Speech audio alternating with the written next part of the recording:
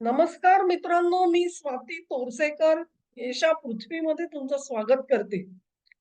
2-3 दिवसापूर्वी CIA प्रमुख exactly सांगायचं तर 25 ऑगस्ट रोजी त्यांचं C-17 विमान घेऊन मॉस्कोमध्ये उतरले ही बातमी आली आणि त्याच्यानंतर सर्वत्र बातम्यांचा पाऊस सुरू झाला. ते अशा वेळी मॉस्कोमध्ये पोहोचले होते, ज्या वेळेला आपले जयशंकर साहेब सुद्धा तिकडे पोहोचलेले होते. अर्थात अमेरिकेचे CIA प्रमुख ते मॉस्कोमध्ये गेले. यानंतर ते पुतीनची भेट घेणार म्हणून वावड्या उठलेल्या होत्या. परंतु तसं काही झालेलं दिसत नाहीये. त्यांचे काउंटर पार्ट म्हणजे अ, रशियाची जी गुप्तचर संघटना आहे, यंत्रणा आहे, तिचे प्रमुख मला वाटतं नॅरिशको त्यांचं नाव आहे.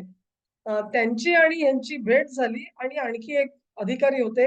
या 2 अधिकाऱ्यांना ते भेटले आणि काही वाटाघाटी झाल्या. या निमित्ताने लोकांनी वाटेल त्या वावड्या तुमच्या आणि माझ्यासमोर विकायला ठेवलेल्या आहेत. त्याच्यामध्ये ॲटक्लिफ साहेबांनी रशियाला कशी ताकीद दिली, दटावणी केली, धमक्या दिल्या, की तुम्ही अणुयुद्ध वगैरे काही सुरू करू नका. तुमच्या अणुयुद्धाला आम्ही घाबरत नाही आणि आम्ही सुद्धा तेवढंच समर्थपणे प्रत्युत्तर द्यायला समर्थ आहोत. अशी म्हणे त्यांनी ताकीद दिली रशियाला. त्यांनी धमकी दिली रशियाला. म्हणून बातम्या यायला सुरुवात झालेली होती. आणि या बातम्या ज्या आहेत त्या अमेरिकेच्या मीडियामध्ये पण यायला सुरुवात झाली होती. खास करून wall street journal. Wall street journal असेल किंवा आणखी एक अ, त्यांनी तर आणखी एक मजेदार कथा तयार केलेली होती. त्यांचं म्हणणं असं होतं, की रशियाच्या गुप्तचर संघटनेनी एक त्याला म्हणतो ना आपण त्याला काय म्हणतात सिट्रेट किंवा सिच्युएशनचा रिपोर्ट तयार केलेला होता. इव्हॅल्युएशन त्यांचं. इव्हॅल्युएशन म्हणजे मूल्यमापन. आजची परिस्थिती काय आहे बाबा? त्यांच्या मूल्यमापनानुसार अमेरिका ही कमकुवत झालेली आहे. इराणमध्ये त्यांना केवळ लष्करी पराभव पत्करावा नाही लागलेला, धोरणात्मक पराभव पत्करावा लागलेला आहे. स्ट्रॅटेजिक डिफीट झालेला आहे. आणि म्हणून आजच्या घडीला अमेरिकेची परिस्थिती जी आहे ती कमकुवत आहे. त्यांना मध्य पूर्व सोडून पळ काढावा लागतो आहे.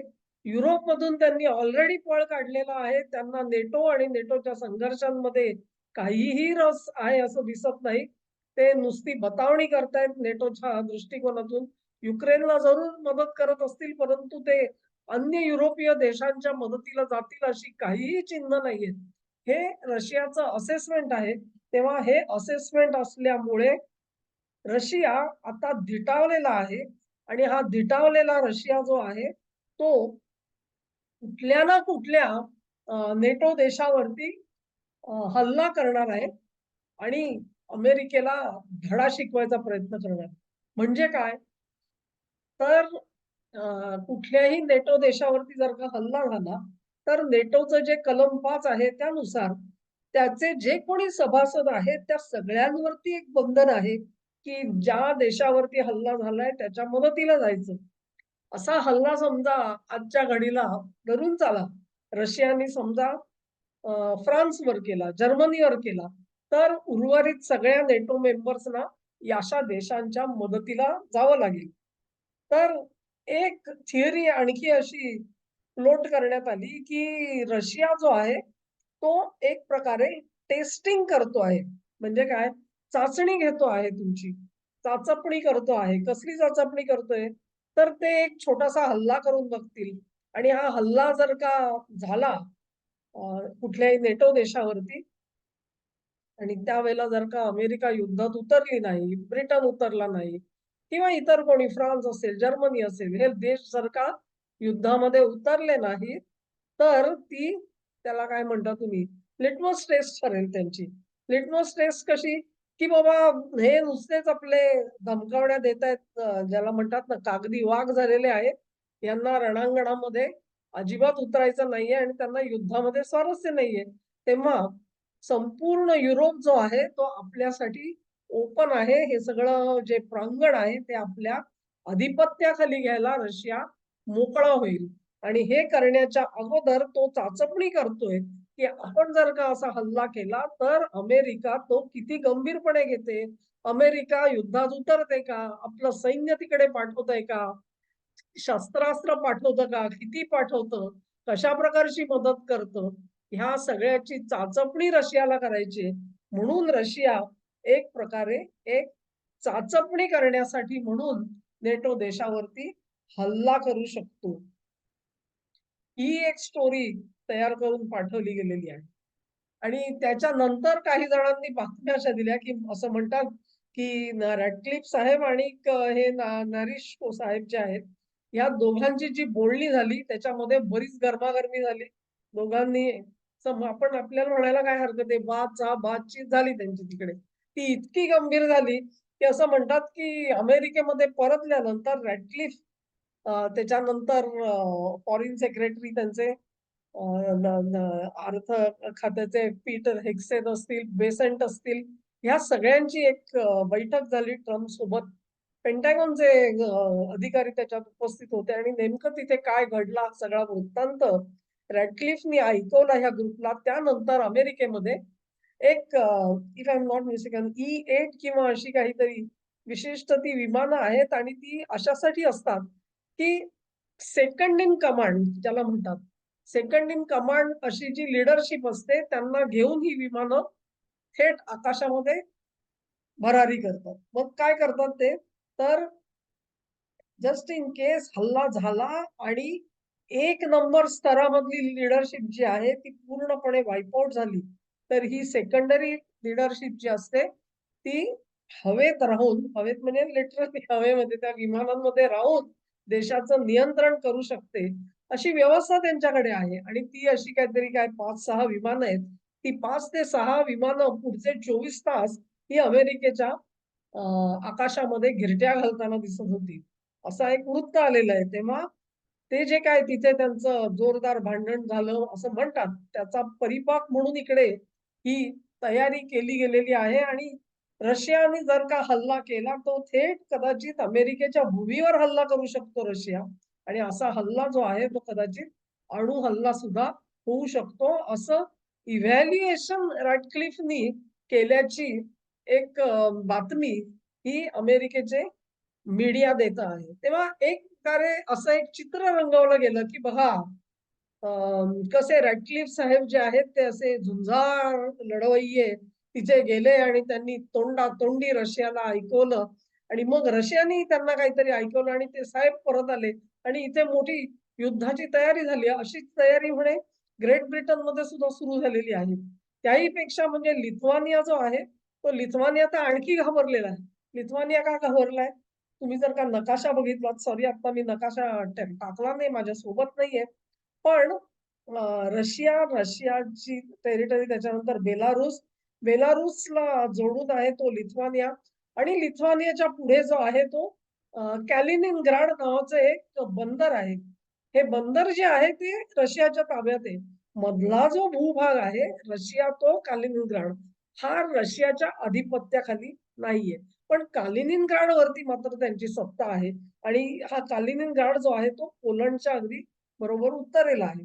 तर असं एक हा प्रवाळ मी गेली कित्येक महिने वाचते आहे, की रशिया हा कुठून ना कुठून तरी एक लँड रूट तयार करेल कालिनिनग्राडला पोहोचण्यासाठी. आणि हा जो लँड रूट तयार करायचा तो अर्थातच लिथुआनियामधून जायला लागेल. म्हणजे कमीत कमी एका नेटो देशातून जावं लागेल आणि ते करायचं असेल तर ते एक प्रकारचं लिथुआनिया हा नेटोचा मेंबर असल्यामुळे त्याच्यावरचं आक्रमण धरता येईल. तेव्हा पुतीनचे हे प्रयत्न सुरू आहेत.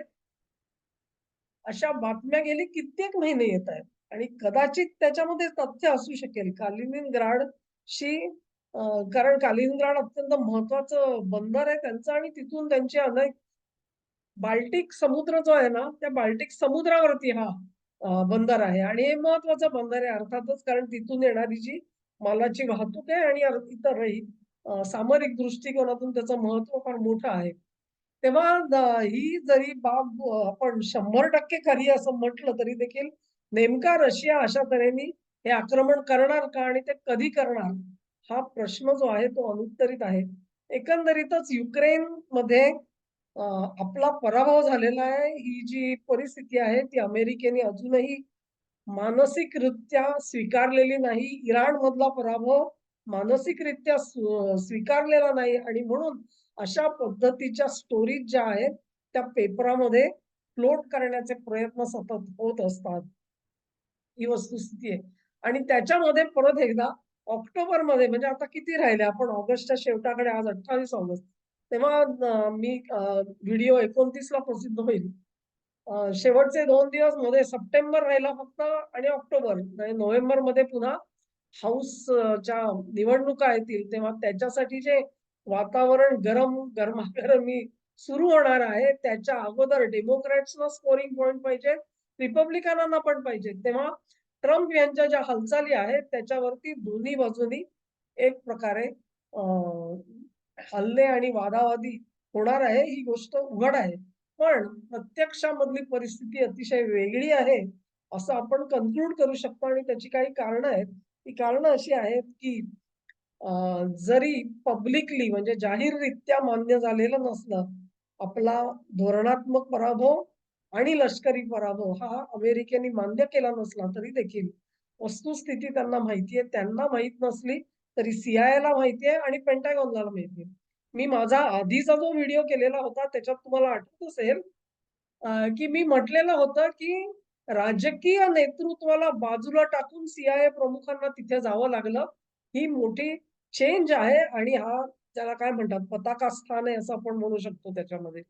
आतापर्यंत कोण जात होतं? जॅरेड कुशनर जात होता आणि विटकॉफ जात होता. जे ट्रम्प यांचे खास थेट दूत होते. बरं ते नाही तर त्यांचं जे परराष्ट्र खातं आहे, त्यांचेही प्रतिनिधी आहेत ना मॉस्कोमध्ये अँबॅसेडर आहेत आणि त्याच्या हाताखालची मंडळी आहेत. त्यांचा वापर करू शकले असते. काहीच नाही तर खुद्द विदेश मंत्री जाऊ शकले असते तिकडे. धमकी द्यायची झाली तर लक्षात घ्या काही जे तज्ञ आहेत, ज्यांनी सी-आय-एमध्ये काम केलेलं आहे, असे लोक सांगतात, की अशा प्रकारची धमकी सी प्रमुख हा रशियाला देऊ शकत नाही.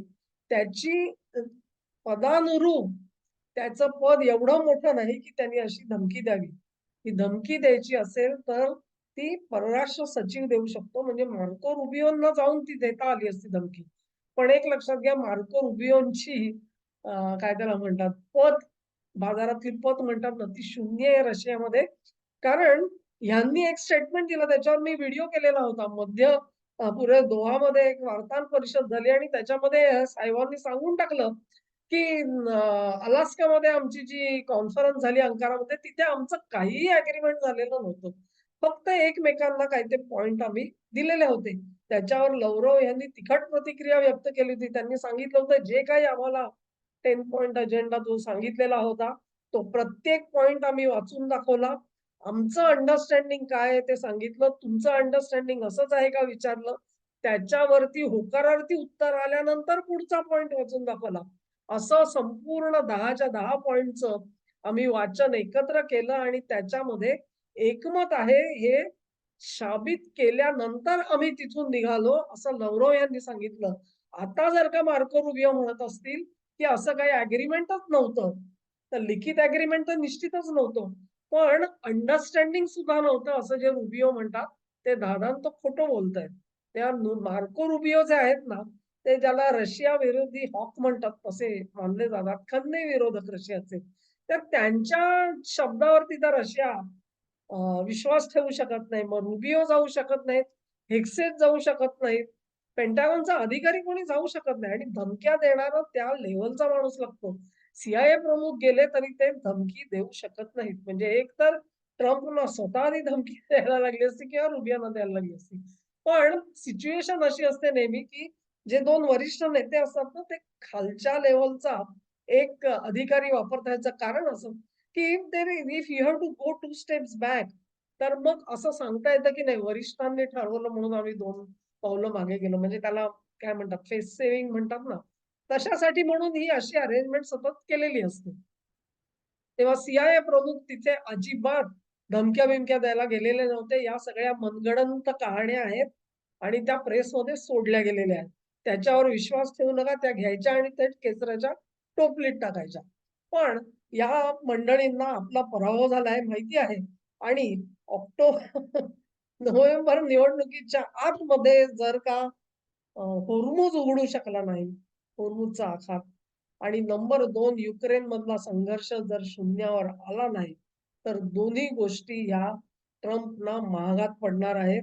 ते म्हणतात ना, "कोल्लोबा, कोल्लोबा टेरी वाजली" तशी अवस्था झालेली आहे त्यांची. या दोन्ही गोष्टींसाठी रशियाची मनधरणी करण्यासाठी रॅडक्लिफ गेलेले होते आणि त्यांनी सांगितलं, "या दोन्ही गोष्टी मिटवा. आम्ही तुम्हाला XYZ देऊ." ते XYZ जे काय आहे ते सगळं तुमचे काय आर्थिक निर्बंध काढतो, अमुक करतो, तमुक करतो आणि तुम्ही ब्रिक्समध्ये जाऊ नका. ती पॅरलल पेमेंट सिस्टम काढू नका. आम्ही तुम्हाला SWIFTचा पूर्ण ॲक्सेस देतो. आमची चूक झाली वगैरे, वगैरे. ही सगळी मनधरणी करण्यासाठी रॅडक्लिफ गेलेले होते. या बातम्या बाहेर येणार नाहीत. पण परिस्थितीचं जे इव्हॅल्युएशन आहे, मूल्यमापन आहे, ते जी परदेशी विश्लेषक मंडळी जी करतायत, खास करून अमेरिकन, हे महत्वाचं आहे आणि त्याच्यातून आपल्याला या सगळ्याचं कॅरेक्टर काय आहे ते कळतं. तेव्हा Russia has an upper hand ही गोष्ट निर्विवाद सत्य आहे, हे सिद्ध झालेलं आहे. इराणमध्ये त्यांनी जो जोर लावून अमेरिकेला रेटा देऊन मागे नेलं आणि युक्रेनमध्येही नेलं. त्या सगळ्याचा इम्पॅक्ट काय झालेला आहे तो आपण बघतो आहोत. आणि आता परिस्थिती अशी आहे, की म्हणे ह्यांच्याकडे अॅम्युनिशन नाही उरलेलं, दारुगोळा उरलेला नाहीये. ही एक परत एक मनगडंत कहाणी असं मला वाटतं. माझा काही त्यावर फारसा विश्वास नाही. पण ठीक आहे, ते सांगतायत तर आपण धरून चालू तसंच आहे म्हणून. Nobody is contradicting that. So who am I to do that? असो. पण म्हणजे आता आम्हाला युद्ध का करता येत नाही? पण दारुगोळाच नाही हो आणि तो दारुगोळा आणखी 2 वर्ष तयार होणार नाहीये हो. असं आपल्याला सांगितलं गेलेलं आहे. प्रत्यक्षामध्ये परिस्थिती तशीच असेल असं मला बिलकुल वाटत नाही.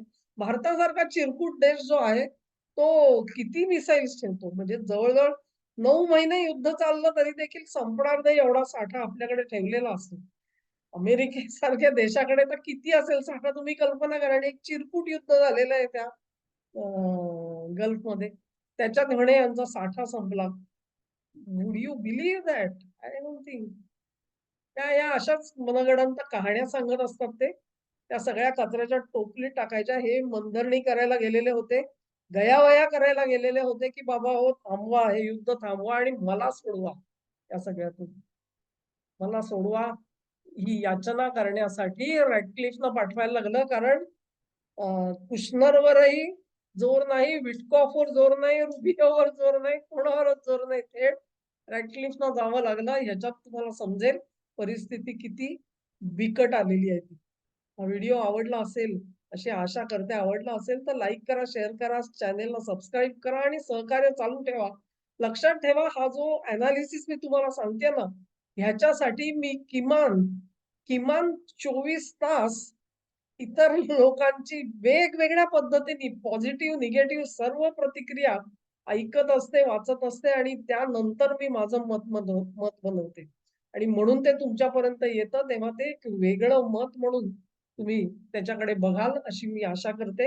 हे तुम्हाला आवडलं तर तुम्ही ते पुढे न्यायचं आहे. तुमचा सहयोग महत्वाचा आहे. धन्यवाद.